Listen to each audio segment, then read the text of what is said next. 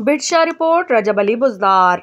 दरगाह हज़रत गौसुल हक मखदूम सरवर नौह रूह रहमतुल्लाह अलैह के वली अहद सूबाई वज़ीर मखदूम महबूबुज़्ज़मा, जिनकी हिदायत पर ज़िला कौंसिल मुटियारी के वाइस चेयरमैन पगदार सैयद अली मुर्तज़ा शाह ने ज़िला कौंसिल मुटियारी के दफ्तर में ज़िला के मौज़ूज़ीन से अहम मुलाकातें की और मुख्तलिफ उमूर पर बातचीत की गई। मुलाकात में साबिक़ MPA और मौजूदा पाकिस्तान पीपल्स पार्टी के ज़िला मुटियारी के सदर पीर अमीर अली शाह हाशमी, सैयद जावेद शाह और एजुकेशन DO मुटियारी रहमतुल्लाह रिंद और दीगर हजरात मौजूद थे। मुटियारी ज़िला की सियासी समाजी तंजीमी सूरत हाल पर मुशावरत की गई। इस मौके पर वाइस चेयरमैन पगदार अली मुर्तज़ा शाह ने सहाफ़ियों से गुफ्तगू करते हुए कहा कि सूबाई वज़ीर मखदूम महबूबुज़्ज़मा, जिनके अहकामात हैं कि ज़िला के मौज़ूज़ीन के सामने आवाम के साथ मिलकर रोज़मर्रा के मसाइल का जायज़ा लेकर उनको हल किया जाए।